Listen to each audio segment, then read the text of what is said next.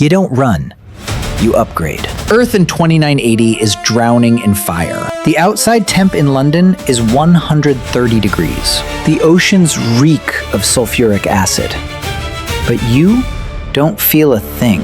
You're sitting in a penthouse at the Biosphere Spire. Triple filtered air laced with synthetic pine. You look down at 10 billion people tearing each other apart for a gallon of clean water. You don't feel guilty. Empathy is an evolutionary glitch for the poor. You press your finger against the bioglass. Digital signature confirmed. 500 trillion crypto dollars vaporize from your account. You aren't buying a ticket on a spaceship. You're buying the ultimate flex, sovereign rights. From this second on, you aren't a citizen of any country. You are a country. The Exodus flight, culling the herd. 2,990 G-force crushes down. 10 Gs. Your gene-edited body takes it like a champ. You look through the solid sapphire viewport. Earth, the legendary pale blue dot, is now just a festering reddish-brown orb. It fades into the black. Below your deck in Steerage Class C are 10,000 workers, engineers, miners, medics. They signed a generational slave contract, selling their freedom and their kids' freedom just for a spot on this rig. The AI chimes in.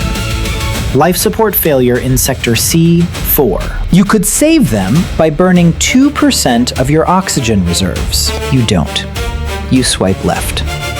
The system seals the bulkhead. 400 people suffocate in dead silence. The first lesson of deep space.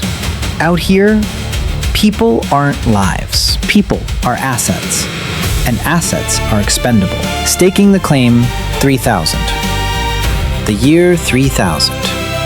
You've arrived. An asteroid made of 100% nickel and iron. The size of Massachusetts. Massive 3D printers start spitting out titanium domes. Frameworks rise up like the ribs of a metal leviathan. You step onto the surface. A $20 million EVA suit shields you from the 330-degree below-zero freeze. You plant a quantum beacon. No grand speeches, no UN, no press. The law out here isn't written on paper. It's written in code. You control the oxygen, which means you hold the ultimate kill switch. Anyone steps out of line, the punishment is simple. Cut the air supply for 3 minutes. Submission is instantaneous. You are officially God. Built on blood and ice, 3005. The domed city goes online.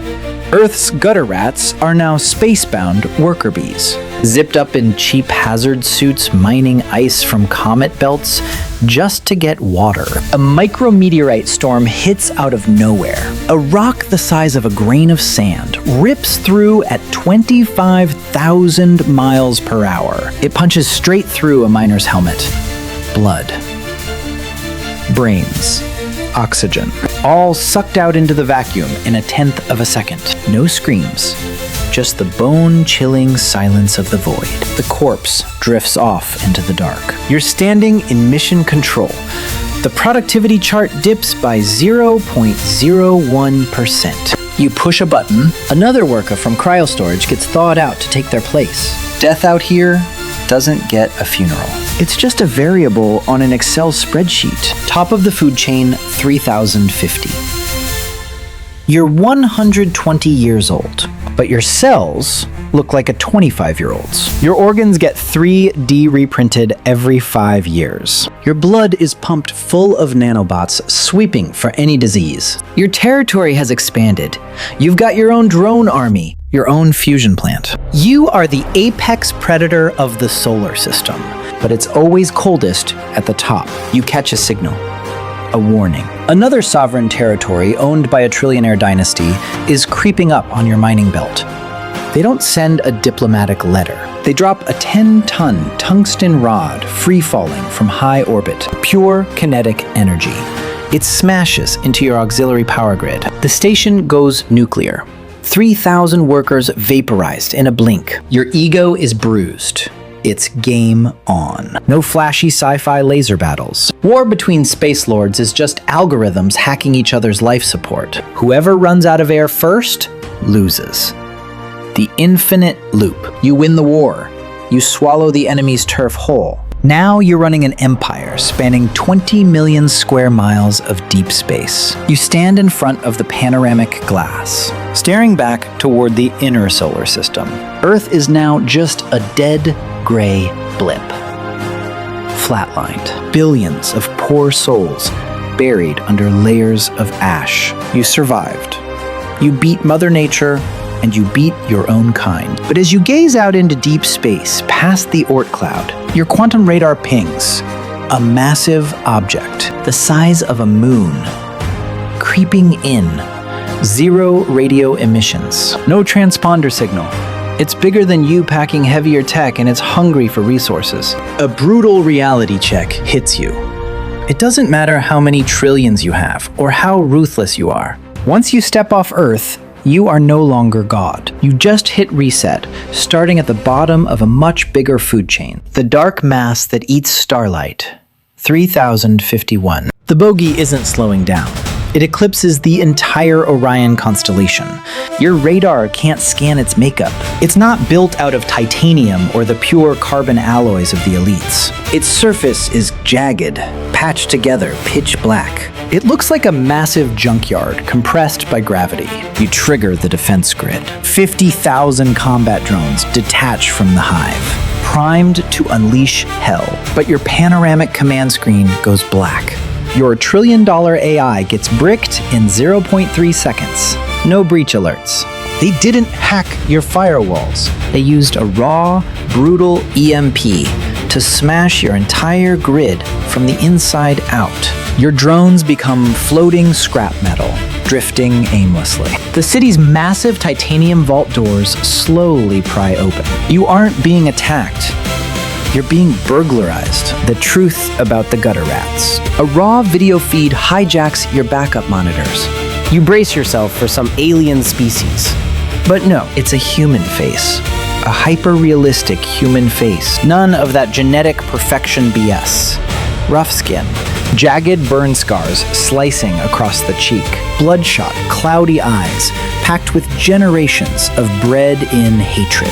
He doesn't speak the polished English of the elite. His voice is a raspy growl, hacking through a cheap, rigged-up respirator. Did you really think you left us on Earth to burn? You spot the faded barcode tattoo on his neck, the brand of Steerage Class C.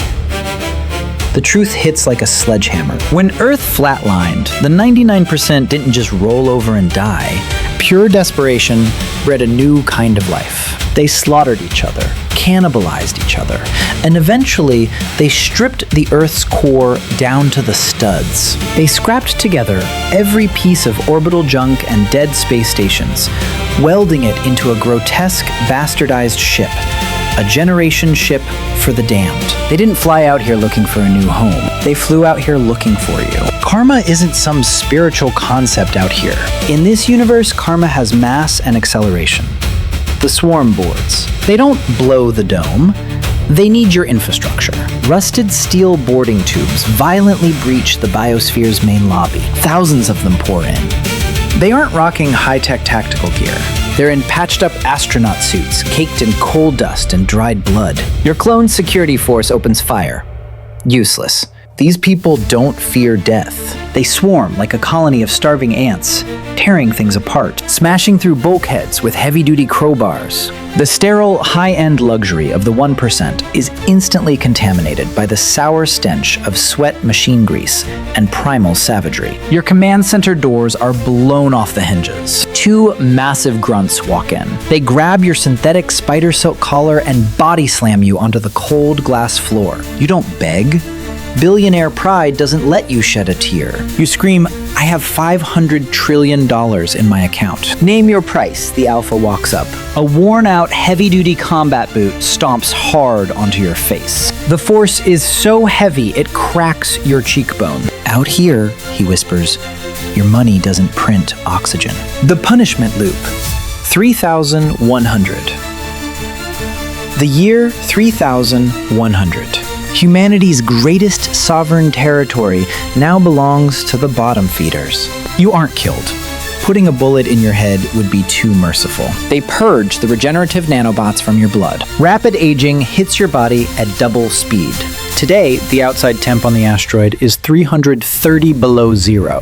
You're strapped into a rigged, leaky hazard suit, clenching a violently vibrating laser pickaxe. You're mining ice on a comet belt 150 feet below ground. Your lungs are burning from breathing cut-rate, dirty oxygen. The same hands that signed contracts dictating the fate of planets are now blistered, raw, and bleeding onto the handle of a pickaxe.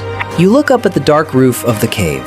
Up there, in the most lavish penthouse, the ringleader of Class C is sipping pure vintage wine, made from the clean water you just dug out of the dirt.